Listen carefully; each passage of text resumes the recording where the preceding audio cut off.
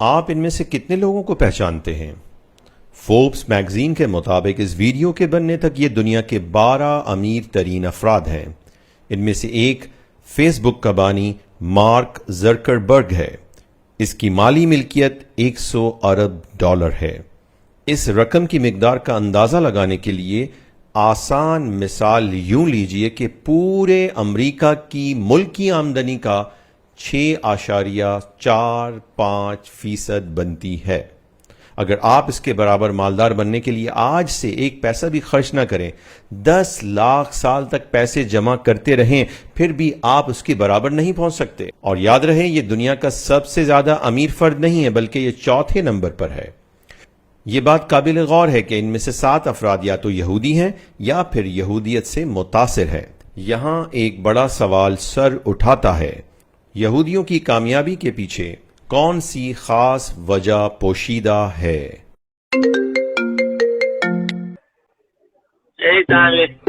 یہ ایرن ہے۔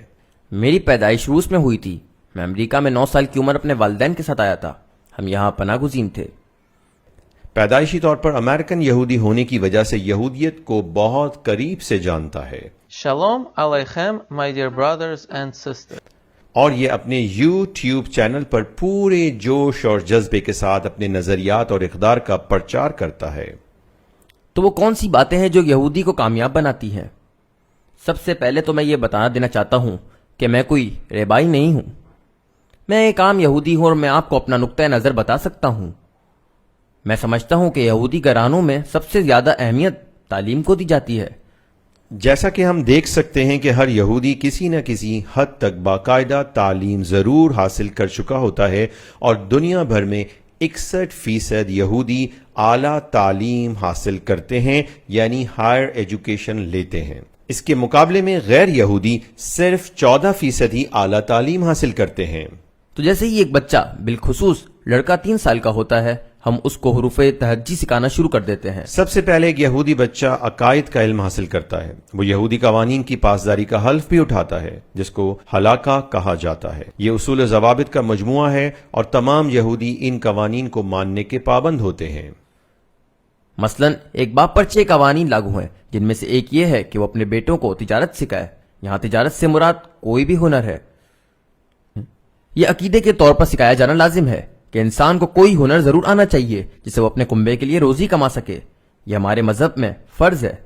انتہائی مؤثر ایجوکیشن پلان کے تحت یہودی والدین اپنے بچوں میں بہت چھوٹی عمر ہی میں ہر طرح کے علم اور امنگوں کو پروان چڑھاتے ہیں۔ اس کامیاب پلاننگ کا اندازہ آپ اس بات سے بھی لگا سکتے ہیں کہ 21% نوبل پرائز یہودیوں نے حاصل کیے ہیں، باوجود اس کے کہ یہودیوں کی آبادی دنیا کی کل آبادی کا صرف 0.02% ہے۔ ایرن یقین رکھتا ہے کہ تعلیم کے علاوہ ایک اور راز ہے جو یہودیوں کو کامیاب کاروباری بھی بناتا ہے۔ ہماری کامیابی کا دوسرا راز بھائی چارہ ہے۔ ہمیں 2000 سال پہلے اپنی زمینوں سے نکال پھینکا گیا تھا اور اس وقت سے ہم بکھرے ہوئے ہیں، لیکن اس کے باوجود ہم نے اپنے بھائی چارہ قائم رکھا۔ کاروبار کے لیے سب سے زیادہ اہم شے کاروباری نیٹ ورک ہوتا ہے۔ یہ یہودی بھائی چارے اور آپس کے رابطوں کی وجہ سے ممکن ہوا کہ یہودی برادری ایک با اثر کاروباری نیٹ ورک پہلے ہی بنانے میں کامیاب ہو گئی۔ جو یہودی روس میں تھے ان کا رابطہ فرانس کے یہودیوں کے ساتھ تھا۔ اسی طرح ساری دنیا کے یہودیوں کے رابطے آپس میں موجود تھے، جس کی وجہ سے کامیاب ملٹی نیشنل کارپوریٹ ادارے قائم کرنا ممکن ہوا۔ شاید یہودیوں نے سب سے پہلے عالمی بھائی چارہ قائم کر لیا، جس کی وجہ سے وہ تمام قوموں سے پہلے ہی عالمگیر نظام بنانے میں کامیاب ہوئے۔ یہودی مذہب میں ہر یہودی دوسرے یہودی کا ذمہ دار ہوتا ہے۔ اس وجہ سے آپ نے کبھی کسی یہودی کو بے گھر سڑک پر پڑا ہوا نہیں دیکھا ہوگا۔ یہودیوں میں قانون ہوتا ہے جسے ریبیٹ کہا جاتا ہے۔ ریبیٹ کا معنی سود ہوتا ہے۔ یہودی مذہب میں دوسرے یہودی کو قرض دیا جائے تو اس سے سود لینا جائز نہیں۔ جب کاروباری معاہدوں کی بات آتی ہے تو یہ لازم ہوتا ہے کہ اگر معاہدے میں دونوں طرف یہودی ہیں تو قیمتیں برابر ہونی چاہیے۔ بہت سے لوگوں کو یقیناً محسوس ہوگا کہ یہ قانون نسل پرستی پر مبنی ہے۔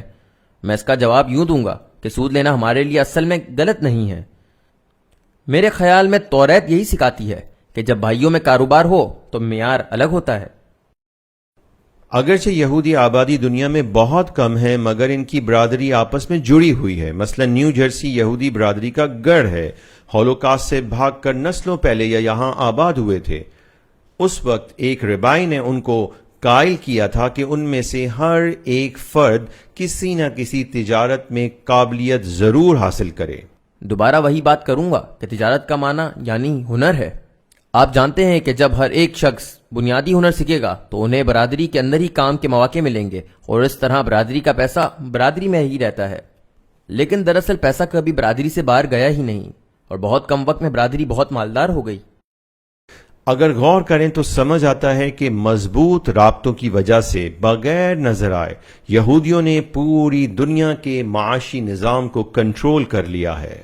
تاہم تعلیم اور دولت کمانے کے حوالے سے دیکھا جائے تو بلا شبہ یہودی روایات ایک ایسا نقشہ بناتی ہیں جس کے شاندار نتائج کا کچھ ہی عرصے میں سامنے آ جانا کوئی ناممکن نہیں لگتا. یہودیوں میں تعلیم کا رجحان ان کی حیران کن معاشی ترقیوں کا ضامن ہے. افسوس تو اس قوم پر ہے جس کے دین کا آغاز ہی اقرا یعنی پڑھنے کے حکم سے ہوتا ہے لیکن وہ تعلیم میں سب سے زیادہ دور ہو گئی ہے. افسوس کہ جس قوم کو اللہ نے آپس میں بھائی بھائی بنا دیا ہے وہ اپنے مسلمان بھائی کے بجائے اب اپنے دشمن کو دوست سمجھ رہے ہیں.